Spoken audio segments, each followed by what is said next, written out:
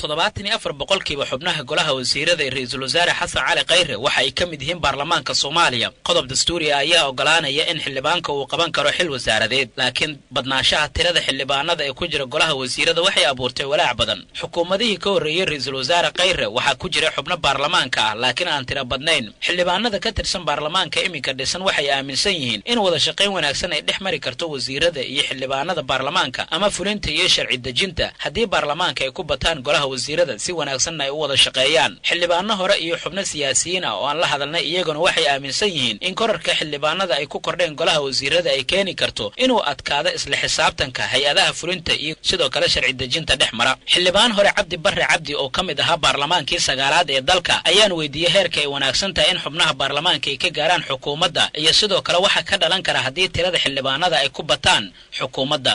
waxay ahayd qorshuhu sida uu yahay baarlamaanku inuu noqdo ugu yaraan 20 ama 10 ilaa 15 ay golaha xukuumadda ka mid noqdaan. ummadda ragga dalka banaanka laga keeno si loola xisaabtamo. maxaa yeelay baarlamaan boqolkiiba 74 hadda cagacagaynayo sidee loola xisaabtamaya? cidda la xisaabtamaysa waayo xildhibaankii waa xildhibaan wasiirkiina wuu yahay nin orodin kasta wuxuu rabaa maano xildhibaan ay la xisaabtamaysaa. maxaa ka khaldan? marka macnaheedu waxa weeye dalka hantiisa hala boobo, dalka amni darada ku socota yaa dhag jiraq loo siin, hal qorshaha laga leeyahay oo dhan waa midaas. mar haddii xukuumaddii iyo baarlamaankii hal hayb isku noqday. xildhibaan Cabdullaahi Sheekh Ismaaciil oo ku dhawaad 10 sano ka mid ah xubnaha baarlamaanka horeyna u soo noqday wasiirkii arrimaha dibadda Soomaaliya waxa uu taageeray in 74 boqolkiiba xubnaha baarlamaanka ay ka mid noqdaan golaha fulinta, laakiin waxa uu sheegay inay sii haboonaan lahayd in laga sii kordhiyo. wuxuu aragti ahaan ka duwan yahay 60 boqolkiiba aragtida xildhibaan Cabdi Barre. haddaba maxay tahay waxa uu ka aaminsan yahay xildhibaan Cabdullaahi Sheekh Ismaaciil in tirada xildhibaanada baarlamaanka ay ku kordhaan golaha fulinta?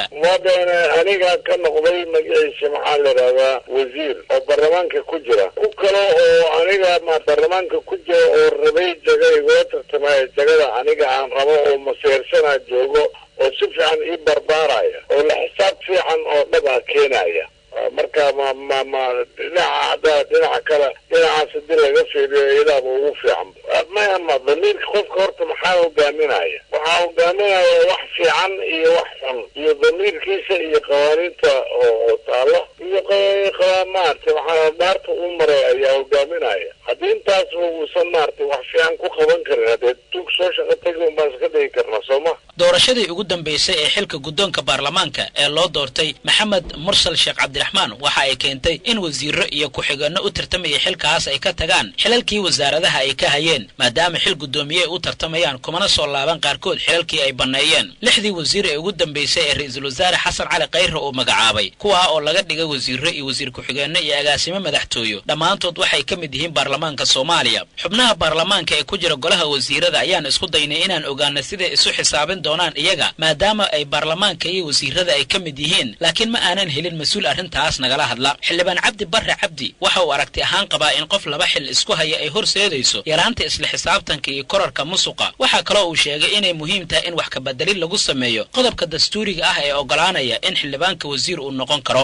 xildhibaan markuu taliye ciidan u noqdo xilku u banaynayo in la yiraahdo golaha wasiirada ninkii ka mid noqdo xilku banaynaya oo kursiga banaynaya ama la yiraahdo maba qaban karo xildhibaanku xil kale ma qaban karo. maxaa yeelay waxaynu ka soo minguulnay 2004 arrintan waxaynu kala nimid Kenya saahan Kenya markay baaba'ay oo musuqmaasuqeedii iyo dhibaatadeedii iyo la xisaab la'aanteedii markay baato wasiirada ay xildhibaan iyo wasiir ay yihiin 2012 maxkamadda sare go'aan soo saartay waxaa laga mamnuucay inaan xildhibaan wasiir noqon. wataa maanta meeshii maraysa dadkiisii oo corruptionkii iyo musuqmaasuq iyo dhibaatada yaraatay oo qof isdhaqaajin kara uusan jira baqahayo. adduunka maanta caalamka oo dhan 5 qaaradood adduunka meel xildhibaan laba jab isku hayo oo wasiir uu noqonayo Soomaaliya kaliya lagu arkaa. Soomaaliyana haddaan qodobka laga bedelin burbur iyo dhibaato halkaas taagnaanaysa. walaaca hadda la muujinayo waxa uu yahay in xukuumadda ay doonayso in xildhibaanadan ay noqdaan difaac adag marka mooshin uu kaga yimaado dhanka baarlamaanka sida dhacday markii la ridayo guddoomiye Jawaari. laakiin waxay su'aal ay ku godnaan kartaa tirada xildhibaanada ee ka badan xildhibaanada golaha wasiirada ku jira ee iyaga doonaya inay si dhow ula xisaabtamaan xubnaha wasaaradaha iyo xilalka ay hayaan.